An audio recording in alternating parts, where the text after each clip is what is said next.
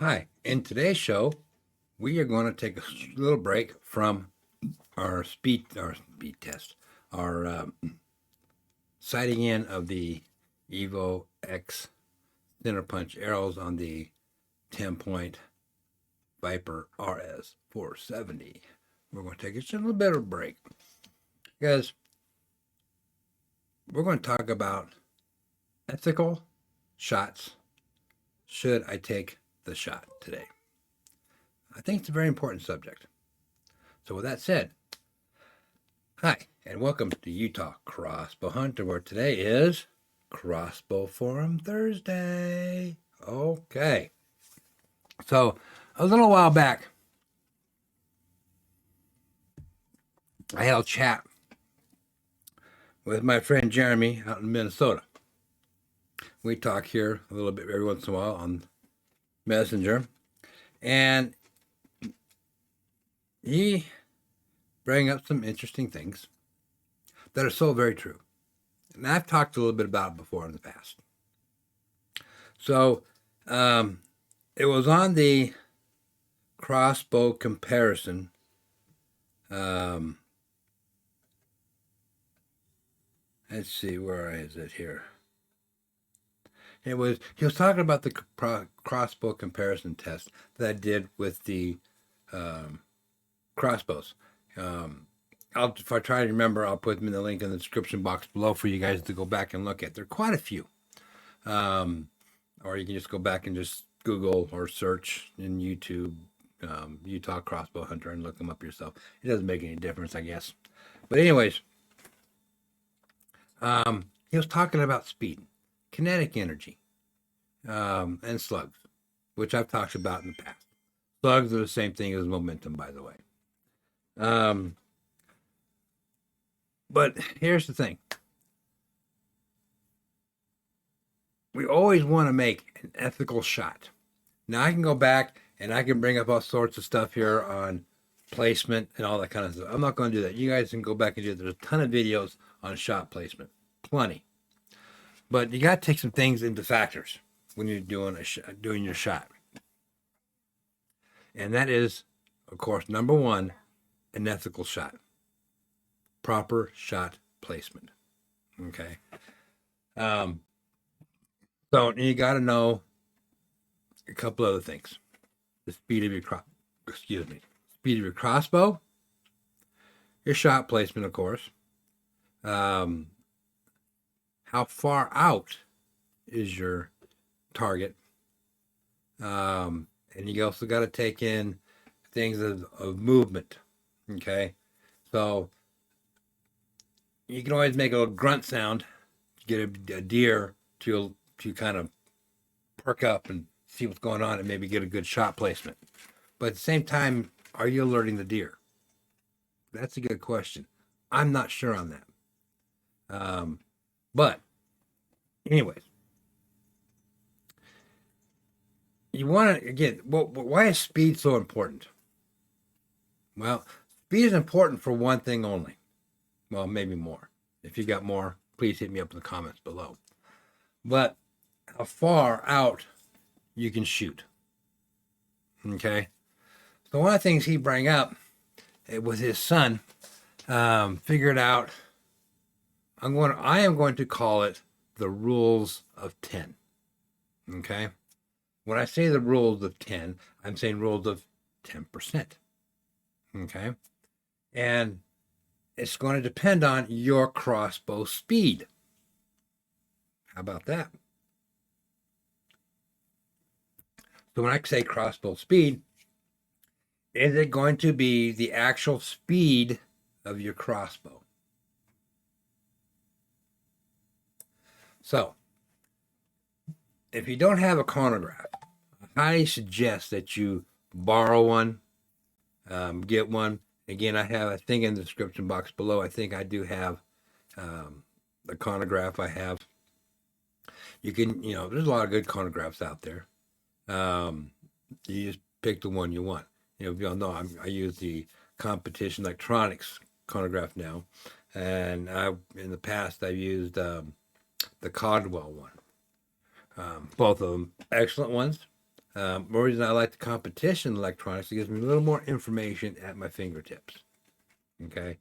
It gives me the speed, it gives me momentum, not momentum, it gives me the speed, gives me the power factor, and other things, but it depends on what you want. So if you go by the speed of your crossbow out of the box, okay, let's say you got your crossbow is at 400 feet per second. Just use that as an example. So out of the box, 400 feet per second, 10% of that is going to be a 40-yard shot. Okay. If your crossbow, if you put the right combination, it comes. So if your crossbow, I'm using examples, comes at 400 grain arrow. Okay, your crossbow shoots 400 feet per second with a 400 grain arrow. Okay, so that would be 40 yards. But if you decide to go to a different arrow, say a slightly heavier arrow or something, and it's going to obviously drop your speed. So this is where chronographing your crossbow is going to be important. So if your speed, say, drops down to 390 or 380, we'll use 380. It is now, what's your distance? 38 yards, for example. Okay. So in order to do an ethical shot, would you want to shoot at 40 yards at 38 instead of 38 yards? That could be a gray area. Okay. Because you got to remember, deer, especially deer, if they hear the shot, they'll jump the string. When I say jump the string, they will lower their bodies way down really, really fast. Okay? They're fast. They're quick. They can drop. Because they just basically, I guess you could say, drop their legs from underneath them and down they go. So if you say you shoot at 40 yards and your crossbow is ready to say for 38 yards, okay, you might either do a spine shot or miss completely. Okay, so here's the thing: you need to be confident and have confidence in your equipment. Okay, when I say your equipment, your crossbow, your arrows, your scope, and then finally in yourself. Okay, confidence. So this is where, if you can't hit the broadside of a barn at 10 yards, as Jeremy said, then you don't belong out there. You don't belong out there yet until you have confidence in that you're going to hit that broadside of the barn. Okay? Is it something that's going to come naturally? No. Okay? Maybe if you have rifle experience with a scope, maybe. I'd say yes. But can you hit the broadside of a barn with that rifle? Good question. So, if you don't have that confidence, you don't belong out there yet. This is where practice comes in. Okay? Get out there once a day, once a week, whatever you feel it's going to take. Like me, I like to get out as much as possible. Okay? Because, quite frankly, I love shooting my crossbow. Okay? I really do. So when I have nice weather, I get out and shoot most of the time. But today, the only reason I'm sitting in here instead of being out there shooting, it's very simple. A little windy. Yeah, a little windy. Why? Because they tell us that we got, ready for it, another storm coming in. Yeah. It says it's supposed to get rain and some snow. I hope not. I can go with the rain, but no snow. But maybe they might get some snow in the upper, but I don't think we're going to get it here. Let's say we're supposed to get it here. I don't think so. So that's why I'm sitting in here, because the reason I don't like shooting in the wind, really. Okay. That's my daughter over here. She's a little under the weather, aren't you? Okay. Okay. All right. So maybe one day I will get out and do some practicing in the wind. But I don't feel competent in shooting in the wind. I'm being 100% honest with you. A little breeze, okay, I can deal with that. But when you got high winds, the high winds is like, especially if you're going to be shooting further out. So say your crossbow, we're going to use the 10.505 for an example. Okay. So basically with the 505, if you're shooting the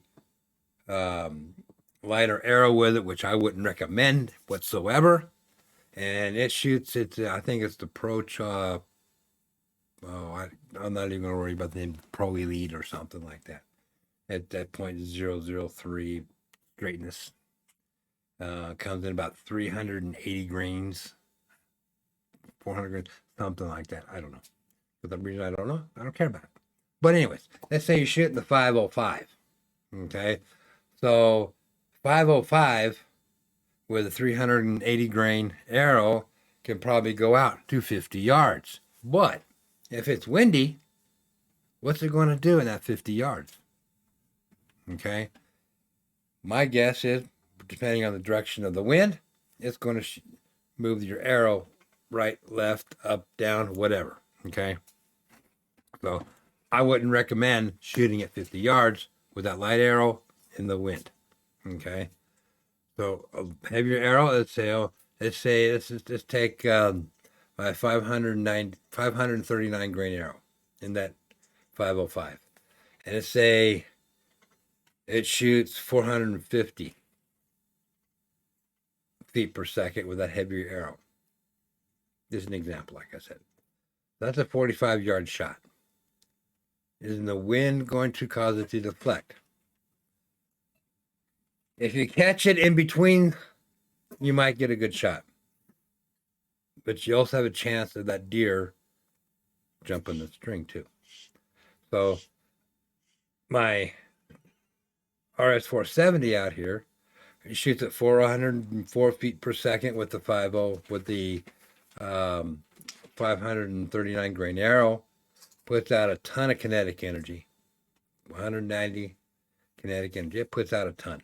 The momentum is, I think, was 998 or something like that. I don't remember off the top of my head. So that's a 40-yard shot. Okay. So I'm putting out a lot of kinetic energy, not a lot of speed, but good kinetic energy, good momentum. But again, wind could deflect the arrow. That's why I don't practice right now in the wind. But again, like I said, I'm going to say it's the rule of tens, 10% of your crossbow speed with a chronograph.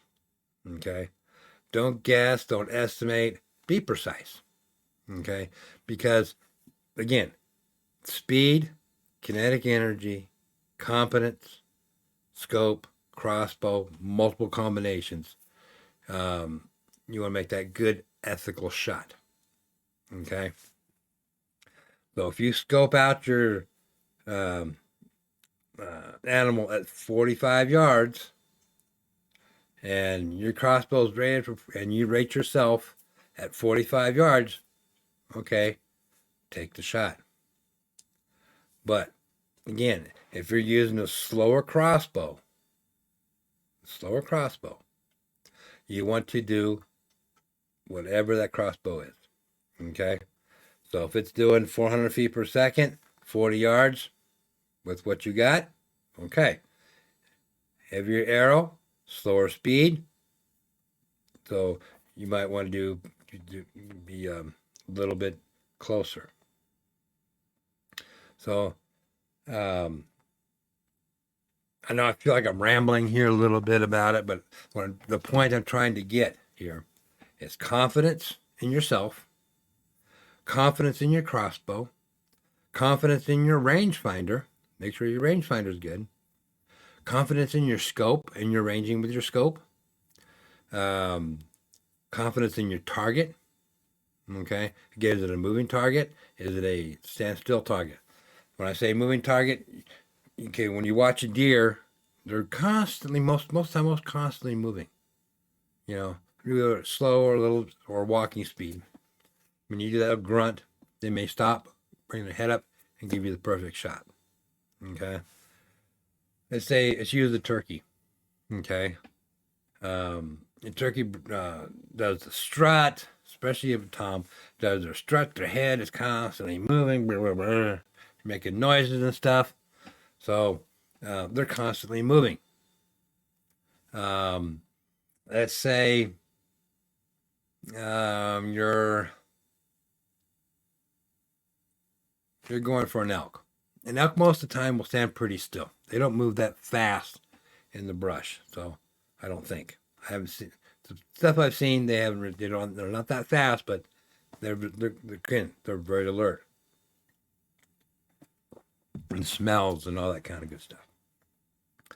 So you got to take your target in mind, what you're shooting. And of course, how quiet you are. Okay? Because remember, most animals can see movement, and once they see movement, they're gone. Okay? It's just like hanging your crossbow up when you're in a tree stand. You got to move slowly, easily, get it off, bring it around without alerting the deer. So, slow movements. So that's the main thing. But again, going back to the kinetic energy, going back to the momentum and all that kind of stuff, you want to make sure that you're competent. Competent in yourself, competent in your equipment. Okay? Yardage is very important. That's why you need to be competent in your rangefinder. Okay? Do a lot. Same thing with your crossbow. You go out and practice with your crossbow. Okay? You go out and practice with your rifle. You go out and practice with your handgun. You go out and practice with something. Okay? You get competent in yourself. You get competent in your equipment. But one thing, I do practice a lot. I haven't done much this year. I've done a lot last year. Confident in my rangefinder. Okay. I have the two rangefinders. I have this Nikon COOLSHOT40i. It's a good rangefinder. Okay. But I'm also going to be, grab it here. Where is it? Okay. I'm eventually going to be putting my ABL on my scope. Okay. I got to be competent in it. So I will always be, when I go out and practice with that, I set up multiple targets, hit it with my rangefinder, with my Nikon here, then I hit it with the ABL. Okay. Sometimes they're going to be a little bit different. Okay. You can't quite get out with a measuring tape and measure everything out precisely. Okay. I think most measuring tapes are 25, maybe 30 feet long. And you got to break it down to the yardage, and your math could be off a little bit or whatever. So practice with these. So like I said, I will range with this, put it in my scope, take the shot. Then I'll follow up with the ABL, range it, take the shot. Okay, so I'm practicing with these, and maybe I'll do a video later on that. But you got to be competent in your equipment. Okay, so I've rambled on enough about that. I hope you guys got something out of it. So shoot me an email, shoot me a comment, you know, if you got any questions or bring up anything that might we can talk about later. Okay. So with that said, remember, hit that subscribe button down below. Hit that all button right next to it, wherever it's at. Hit that thumbs up over there. Hit wherever that's at. Share these videos with your family, friends, and your worst enemy. And leave me a comment wherever that's at down below. I greatly appreciate the comments. And again, watch one extra video. That's all I'm asking. One extra video to get my hours up. Okay?